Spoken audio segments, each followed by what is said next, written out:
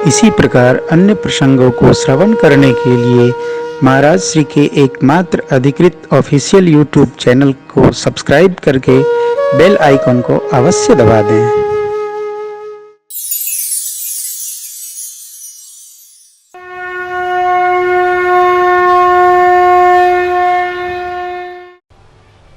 इस क्रम में याज्ञवल्क्य जी महाराज ने कर्मकांड घाट पर बैठकर भरद्वाज जी के प्रति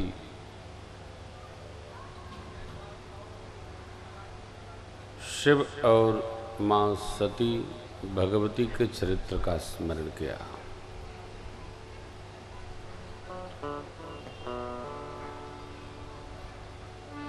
संशय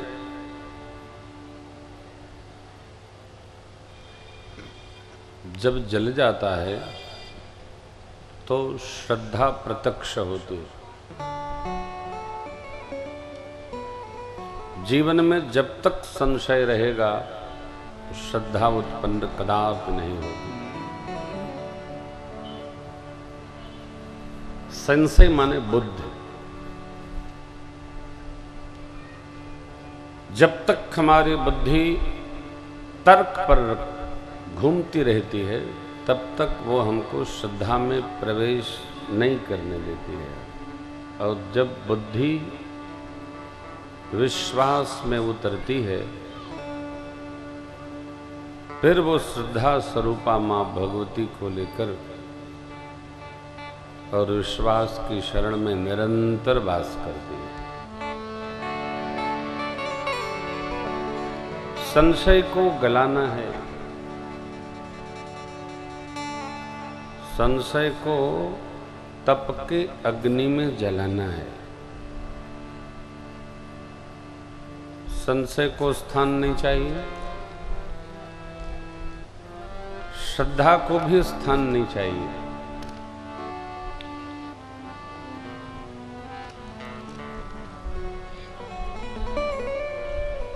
उपनिषद कहते हैं अपदीपो भव।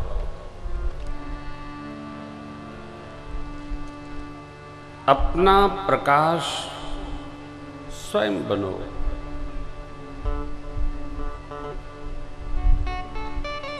ये योग्यता सब में नहीं आती।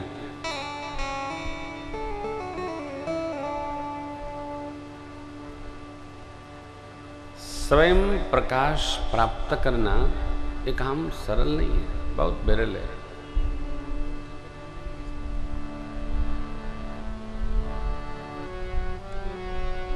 एक तो ये माने तो कलियुग है, कलि ही शयानो भवति संजिहानस्तु द्वापर। कली का स्वभाव है न तामस सही राजस भाव में रहना। बड़ा सूक्ष्म है सिद्धांत। हम कितने सात्विक रह पाते हैं ये मेरे से अच्छा कोई नहीं जानता है। हर पल हर घड़ी हम व्यस्त हैं। कारण है कि हमारी व्यस्तता के लिए कोई रचना नहीं है। 24 घंटे का हमारा जो व्यस्ततम जीवन है, एक बार लिखा पढ़ी कर लेंगे तो पूरा का पूरा खाली हो जाएगा। भगवान भोलेनाथ से व्यस्त कोई नहीं है। भोले बाबा बहुत व्यस्त रहते हैं, क्योंकि उन्हीं को समेटना भी पड़ता है, उन्हीं को रोकना भी पड़ता है। आज की कथा मां भगवती और भोलेनाथ को केंद्र में रखकर है। कल आपसे निवेदन किया था, देवता लोग तभी शिव और ब्रह्मा जी के पास जाते हैं, तभी जाते हैं जब ये किसी आपद अवस्था में पहुंच जाते हैं। नहीं तो इनको न भगवान भोलेनाथ की याद आती है न ब्रह्मा जी की याद आती है। ये क्या है? अनप्लान्ड।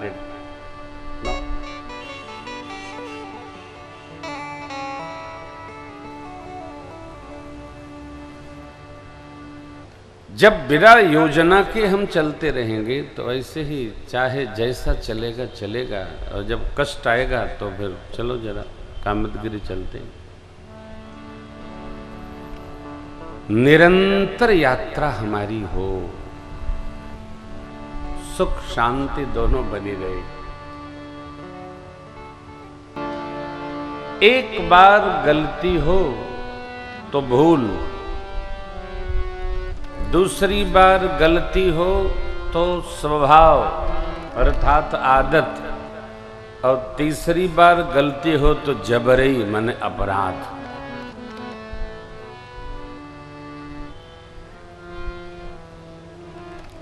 एक बार तो नहीं जान पाए, चलिए एक्सक्यूज, क्षमा करिएगा। दूसरी बार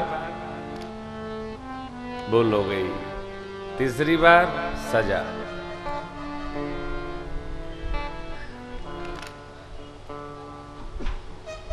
मां सती जी से एक बार नहीं 4 बार भूल हुई। 4 बार मने जबरई, और जो जबरई करता है उसका भगवान कुछ नहीं करते हैं, प्रकृति अपने आप व्यवस्था करती है। किसकी?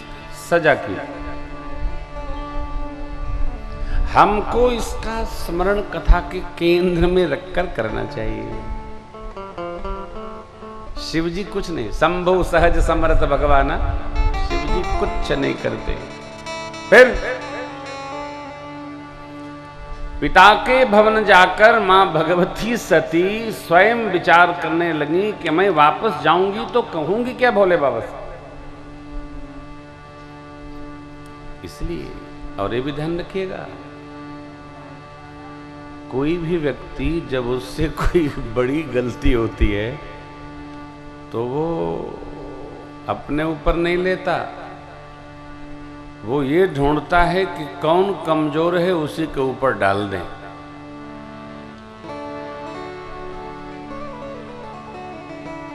हम अपनी भूल को किसी के न किसी के ऊपर डाल देते हैं, इनके कारण ऐसा हुआ। हम तो अच्छा ही करना चाहते थे। श्रेष्ठत्व ये नहीं है हमने किया साथ, जो सजा होगी स्वीकार करेंगे। जितना हाँ को ना करने में ऊर्जा व्यय होती है, उससे कम में स्वीकार करने में बात समाप्त हो जाती है। जीव स्वीकार नहीं करता, ये जीव का अहमियत अभिमान जीव धर्म है, ये स्वीकार नहीं करता। नहीं नहीं नहीं, मैं तो कर ही नहीं सकता, मेरे से ये कैसे होगा। तो आप पता लगाइए, आओ इसका पता लगाइए।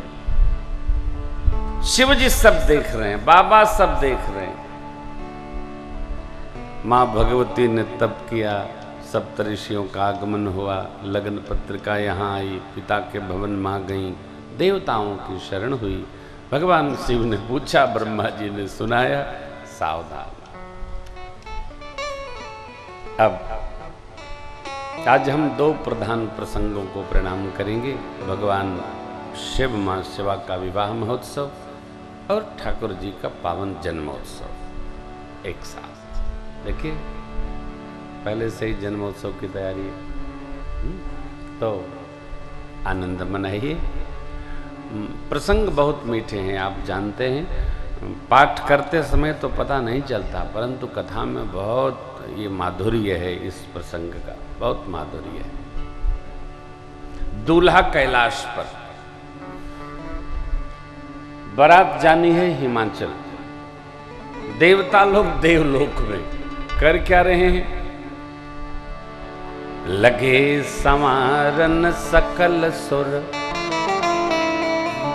वाहन विविध विमान, होहि सगुन मंगल शुभ, करहि आप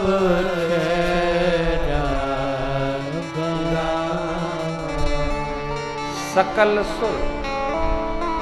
सारे देवता लोग देवलोक में अपने अपने विमान वस्त्र आभूषण को सजाने लगे। दूल्हा सरकार कहाँ बैठे हैं? कैलाश में।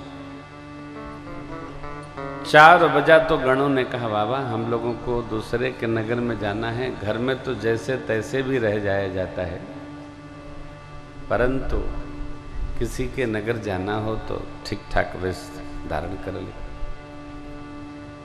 देखो यहाँ भी बड़ी कठिनाई है।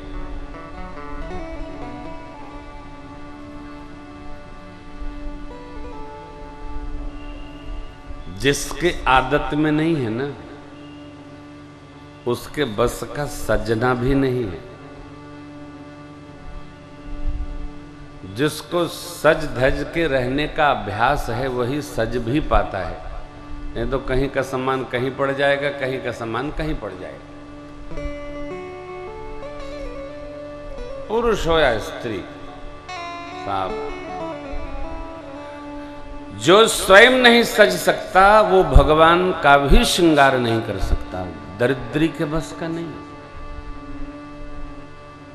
सज संवर के रहने वाला ही सामने वाले को सजा सकता है। बाबा बैठ गए, यथा लब्धोपचारी, जो सामग्री उपस्थित थी उससे बाबा के गणों ने बाबा का श्रृंगार किया। यहां एक बात और है, पूजन के समय सविधि श्रृंगार करिए प्रसन्न होकर।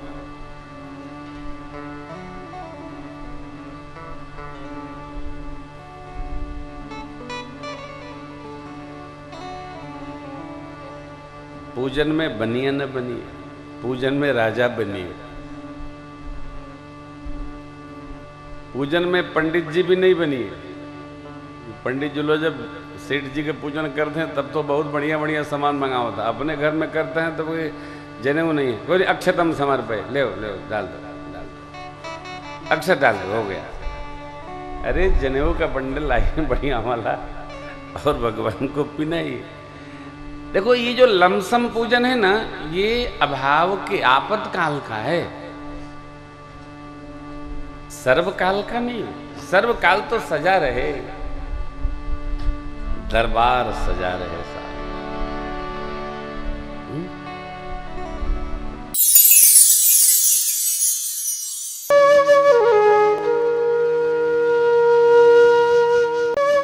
इसी प्रकार अन्य प्रसंगों को श्रवण करने के लिए महाराज श्री के एकमात्र अधिकृत ऑफिशियल यूट्यूब चैनल को सब्सक्राइब करके बेल आइकन को अवश्य दबा दें।